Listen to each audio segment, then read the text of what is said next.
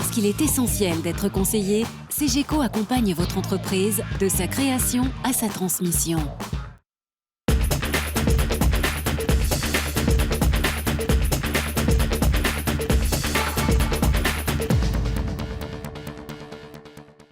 Bonjour et bienvenue pour ce Lyon Décideur spécial au cœur du Mondial des métiers. Qui, mieux que Jacques Vallerand, pouvait nous parler de cet événement, de la problématique de la découverte des métiers et de l'information sur les choix professionnels. Jacques Vallerand, bonjour. Bonjour.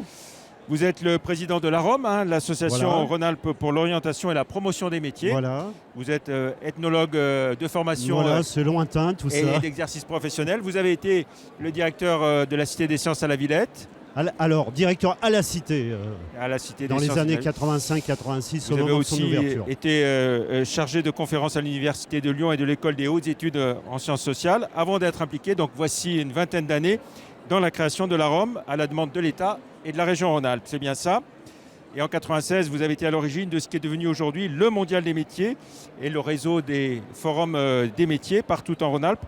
Alors 16 ans après, on peut dire que le Mondial des métiers est devenu un rendez-vous phare qui permet la présentation de quelques 300 métiers qu'on découvre ici pendant 4 jours, 125 000 visiteurs l'an dernier.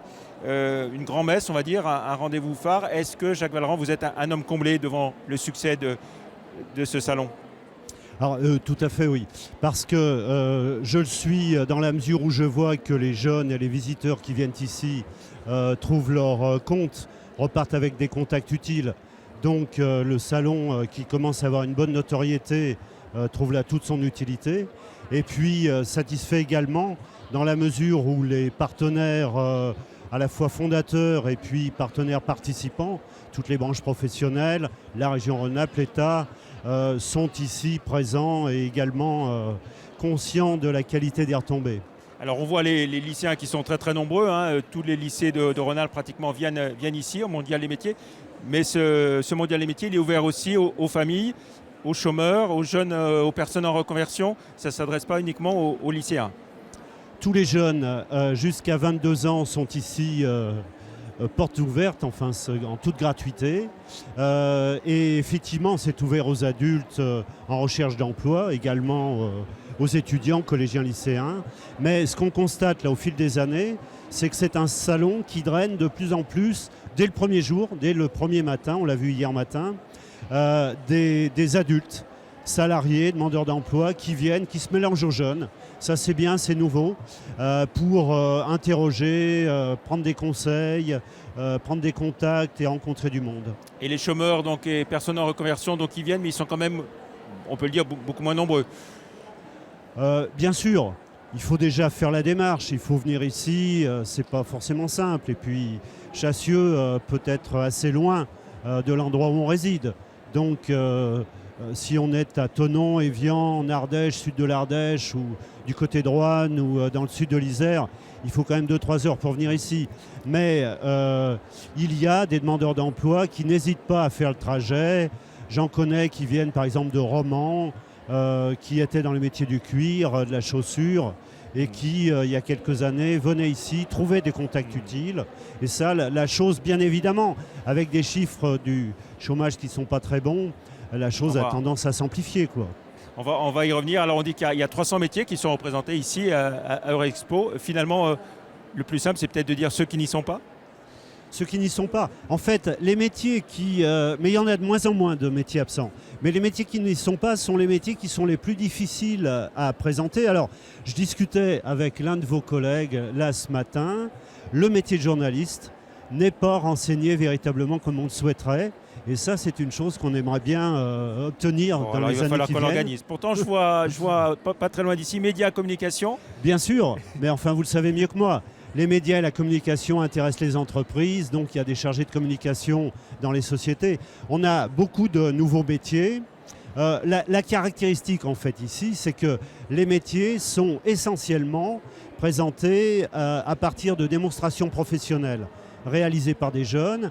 Et donc, les jeunes préparent sur la totalité de l'année scolaire ces démonstrations professionnelles, viennent ici, les mettent en place, sont encadrés par des formateurs et des professionnels, et pendant 4 jours, donc, développent un projet qui n'est pas du tout du bricolage, ça n'est pas non plus un chef-d'œuvre, mais c'est un projet technique qui renseigne sur les métiers qui sont mobilisés. Alors, il y a des métiers comme les métiers transversaux. Pardon. Le bâtiment, par exemple, on voit des constructions de bâtiments, etc. Voilà, maison en bois qui est construite en ce moment, maison de 100, sur une surface au sol de 100 mètres carrés, de 4,50 mètres de haut, et où là, on peut vraiment regarder ce qu'est la maison Saturbois. Voilà. Alors, le thème de cette année, Jacques Vallerand, donc, c'est employabilité et mobilité de chacun tout au long de sa vie. Ça veut dire qu'il faut apprendre à se remettre en permanence en cause et se dire qu'on fera plusieurs métiers dans son parcours professionnel. Oui, malheureusement, l'économie devient maintenant assez exigeante pour le monde du travail. Donc, employabilité, c'est la capacité à trouver un job rémunéré. Et puis, mobilité, c'est la capacité, effectivement, à bouger d'une entreprise à l'autre, d'un secteur à l'autre, et donc d'avoir toujours un fond de curiosité et d'ouverture. C'est pas simple à faire. Et je crois effectivement que tous les contacts ici permettent de mesurer un peu tous les secteurs qui travaillent. Le monde du travail est un monde qu'on ne connaît pas a priori, qui est complexe, et rencontrer ici, discuter avec des opérateurs qui parlent de leur métier simplement, c'est une chose assez exceptionnelle. Alors il y a aussi présent sur ce mondial des métiers, on va dire les régions sœurs de Rhône-Alpes, le Bade-Wurtemberg, le Piémont, qui sont présents. Est-ce qu'il y a de bonnes idées à prendre aussi dans les homologues de la région Rhône-Alpes, dans les régions sœurs? Oui, il y a de bonnes choses à faire parce qu'il y a un mouvement profond qui est en train de s'amorcer depuis quelques années, qui est celui de la mobilité européenne des apprentis. Et c'est formidable, je pense, pour des jeunes qui sont dans le Bade-Wurtemberg, en Lombardie, en Catalogne, dans les pays de l'Est, de pouvoir venir en France, mais aussi pour des jeunes de chez nous d'aller dans ces pays-là. Or là, le Mondial des métiers accueille effectivement sur certains métiers, les métiers de l'automobile, les métiers de la restauration, les métiers du bâtiment, des jeunes de ces différentes régions qui viennent participer aux démonstrations, et ces régions accueillent des jeunes de chez nous qui vont chez eux pour apprendre, découvrir. Et puis il y a le côté linguistique aussi. Ça, c'est une bonne chose que... Alors justement, vous évoquez l'alternance à propos des autres régions européennes. L'alternance est beaucoup mise en avant à ce mondial des métiers. Est-ce qu'on peut dire que Rhône-Alpes est un peu précurseur en la matière, à une époque où on parle beaucoup d'apprentissage et de développement de l'alternance? Depuis pas mal d'années, la région développe une politique très active en la matière, plus encore avec l'équipe de l'actuelle mandature qui fait du très bon travail. Alors, je ne veux pas dire de bêtises, je crois que c'est le chiffre des apprentis en Rhône-Alpes aujourd'hui est de l'ordre de 43 000. Des jeunes en alternance est supérieur. Il faut bien distinguer, un apprenti est un jeune qui a un contrat de travail et qui donc est rémunéré à la fois pour apprendre et puis pour aller travailler à mi-temps.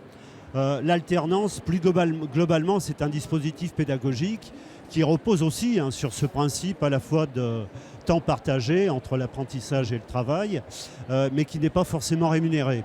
Les chiffres sont bons, ils pourraient être encore meilleurs, mais je pense que la région Rhône-Alpes, au vu des résultats nationaux, se positionne très bien. Plutôt bien. Alors, on parle du chômage qui est en forte hausse, plus 1,5% au mois de décembre. Sur l'année, en Rhône-Alpes, ça a été plus 5 à plus 6%. Et pourtant, il y a encore des métiers en tension, comme on dit. Pas plus tard qu'hier, on rencontrait les gens de la chimie qui nous disaient on est en capacité de pourvoir 100 postes tout de suite, là, sur les unités, les usines de la chimie de Rhône-Alpes. Et on ne peut pas le faire parce qu'on n'a pas les candidats. Qu'est-ce qu'on peut faire pour lutter contre ce problème ?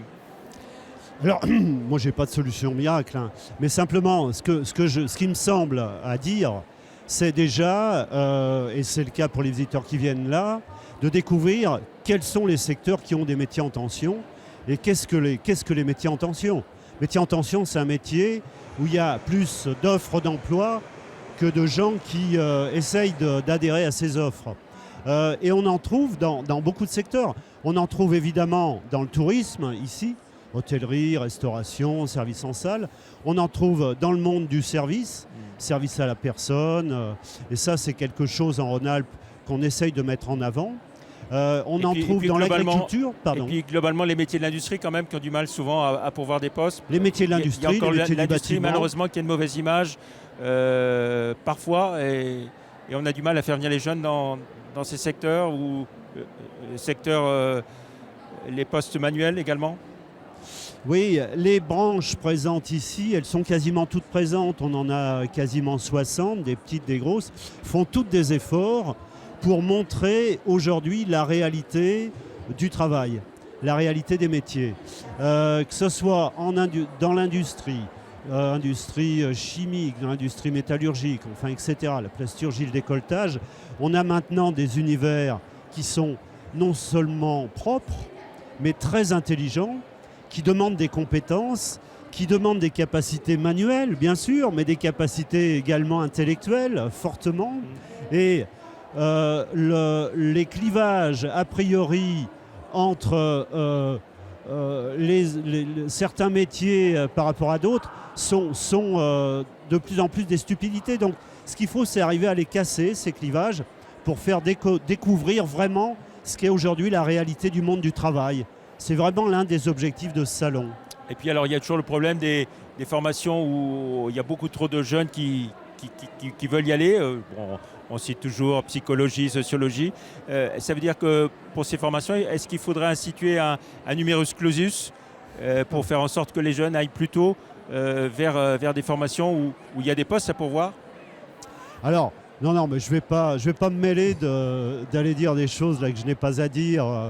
Ce qu'il faut constater, parce que là aussi les choses ont tellement changé en 15-20 ans, c'est que était une époque où on pouvait se permettre de faire des formations générales pour parfaire sa culture et pour se dire j'ai le temps d'apprendre, j'ai le temps de me former et puis je verrai après ce que je pourrais faire. Cette époque-là, elle est révolue. Aujourd'hui, c'est bien évidemment d'avoir des formations générales, c'est bien de connaître l'orthographe, c'est bien de maîtriser plusieurs langues, c'est bien de maîtriser également des aspects professionnels réels qui permettent d'entrer dans la vie active. Parce qu'autrement, bien sûr, on risque d'être là, de chercher, et puis au bout du compte, de ne pas être très content de se retrouver sur des jobs pour lesquels on ne se sentait pas forcément prêt dès le départ, quoi. Alors on voit que le chômage des jeunes est encore très élevé en France, plus élevé que dans d'autres pays européens. Est-ce qu'avec des manifestations comme ce Mondial des métiers, on se donne les moyens de faire en sorte qu'il y ait moins de chômage chez les jeunes ? Moi, c'est tout ce que j'espère. Vous me demandiez tout à l'heure si j'étais satisfait. On le sera tous le jour où effectivement le taux du chômage chez les jeunes dégringolera de façon significative. Alors, ce qu'on peut faire ici, ce qu'on fait ici, c'est en tout cas de montrer vraiment, d'offrir beaucoup de contacts utiles pour que les jeunes de plus en plus aient les moyens de faire des choix professionnels et des choix d'orientation qui soient intéressants pour eux. Très bien. Merci beaucoup Jacques Vallerand. Voilà, c'était Lyon Décideur depuis le Mondial des métiers. On se retrouve la semaine prochaine avec Alain Prost, le repreneur de Le Jabi en plateau à TLM. Merci, au revoir.